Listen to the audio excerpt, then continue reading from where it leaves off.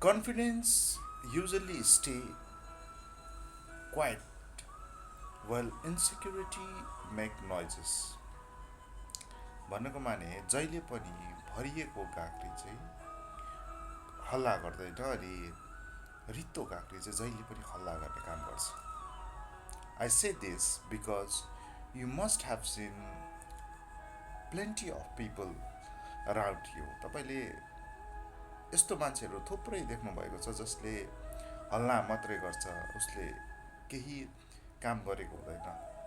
Who just love to brag, माने उसले आफ्नो अहङ्कार देखाउनु मन पराउँछ.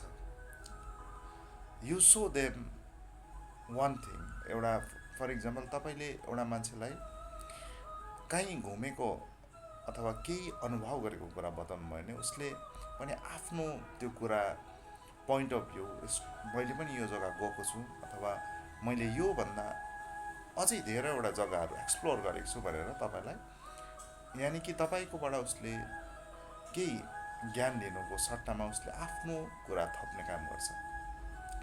अनि if you offer them any sweets, होइन, कुनै पनि एउटा तपाईँले स्विट्स अफर गर्नुभयो भने उसले त्यसको साटोमा फेरि तपाईँलाई अरू केही अफर गर्ने काम गर्छ. माने उनीहरूको मेन आकाङ्क्षा भनेको चाहिँ के भन्छ, they always try to trigger a competitive respond. माने उनीहरूले तपाईँसँग जहिले पनि त्यो कम्पिटिसन गर्ने भावना राख्छ. अनि whatsoever you say they will go a step forward, make your achievement small. माने ऊ तपाईँले जे भन्नुहुन्छ त्योभन्दा अगाडिको कुरा उसले राखिदिन्छ. मैले त्यो कुरा अगाडि गरिसकेको छु अनि तपाईँको जुन चाहिँ सफलता छ त्यसलाई सानो बनाउने उसले, इन्सिग्निफिकेन्ट बनाउने उसले सदैव तत्पर रहन्छ. Because they feel that if they do not do those things they will end up falling behind or losing. You know, उनीहरूले चाहिँ आफूलाई हारेको अथवा म चाहिँ तलै छु भन्ने खाले सोच्छ. अनि जब एउटा दाल अथवा एउटा सब्जी तपाईँले पकाउनुहुन्छ त्यो मजाले पकाएको छ भने त्यसमा कुनै पनि कुरा एड गर्नुपर्ने, त्यो एउटा पर्फेक्टली कुक छ नि त, होइन, नेचुरली त्यो कुरा कुक छ, त्यसलाई तपाईँले आर्टिफिसियल बनाउनु सक्नु हुँदैन. तर यहाँ चाहिँ के हुन्छ भन्दाखेरि जब दाल ब्ल्यान्ड हुँदैन अथवा अनाकर्षक देख्छ, होइन, जब दाल टेस्टलेस हुन्छ त्यति बेला हामी केही कुरा एड गर्छौँ त्यो दालमा अनि त्यसलाई हामी इन्जोयबल बनाउने कोसिस गर्छौँ, होइन, खाँदाखेरि एउटा मजा आउने. तर ती मान्छेहरू चाहिँ कस्तो भन्दाखेरि चाहिँ नेचुरल हुन नखोजेर त्यो पाकिसकेको दालमा अझै उसले मसला हाल्न खोज्छ, अझै उसले आकर्षक बनाउन खोजिरहेको अवस्था हुन्छ. अनि त्यसलाई नै उसले ब्युटिफुल भनेर सोचिदिन्छ. तर ब्युटिफुल त त्यो आफै पाकेको दाल, आफै पाकेको सब्जी नै स्वादिष्ट छ नि त. तर उसले चाहिँ त्यो कुरालाई अझै ग्लोरिफाई गरेर एटिट्युड थपेर कनेक्सन मेरो एकदम ठुल्ठुलो मान्छेसँग मात्रै चिनाजाना छ, होइन, सो अफ गरेर मेरो होल्ड यतिजना मान्छे चिन्छु, मेरो होल्ड छ भन्ने कुरा गर्छ नि. अनि सो अफ गरेर then that person egos are fragile. एकदमै उनीहरूको इगो चाहिँ के छ, एकदमै फ्रजाइल छ. अनि you know that they always just trying to show them more perfect, होइन, उनीहरूले आफूलाई जति सक्दो पर्फेक्ट देखाउन खोजिरहेको हुन्छ. And without all this they feel deeply empty. माने उनीहरूलाई त्यो रवाफ नदेखाइ, अरूलाई सो अफ नदेखाइ नि उनीहरूले आफूलाई भित्रबाट खोक्रो ठान्छ.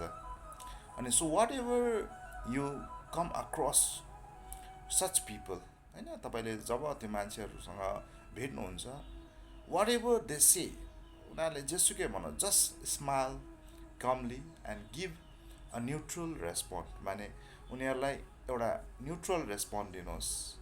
टेल देम द्याट्स ग्रेट, अझै तपाईँले थपिदिनुहोस्, पुष्टि गरिदिनुहोस्, होइन, द्याट्स ग्रेट, भेरी नाइस भनेर भनिदिनुहोस्. No matter what happen, do not get into competitions. त्यस्तो मान्छेहरूसँग तपाईँले कम्पिटिसन्स नगर्नुहोस्. because that is exactly what they want. Whatever you do, जब तपाईँले के गर्नुहुन्छ, do not try to put your point above their point of view. माने उनीहरूको माथि त्यो कुरा नराखिदिनुहोस्. कति मान्छे हुन्छ नि, यस्तो मैले त यस्तो यस्तो गरिरहेको छु भनेर, त्यो त मैले उहिले गरेको भनेर भनिदिन्छ. अनि कहिले पनि उसको पास जतिकै सर्ववान भए पनि प्रेजेन्टको बोझ उसले बोक्न सक्दैन भन्ने कुरा उसलाई थाहा हुँदैन. इन साइकोलोजीमा चाहिँ यसलाई के भन्छ, this is called ego diffusion, and it is the best way to deal with those kind of people. The real flex is to keep working. माने उनीहरूको कुरालाई मध्यनजर नराखेर जस्ट किप वर्किङ क्वाइटली. मैले काम गरेको कसैले थाहा नपाओस्, मैले सङ्घर्ष गरेको कसैले थाहा नपाओस्, म रोएको पनि कसैले थाहा नपाओस्, होइन. And let people talk about you. माने तपाईँको बारेमा उनीहरूलाई बोल्नु दिनुहोस्. On their own view, how do you deal with those people means just stay calm and don't argue with them. Don't keep your own point of view over their point of view. So the quote says, confidence usually stays quiet while insecurity makes noise.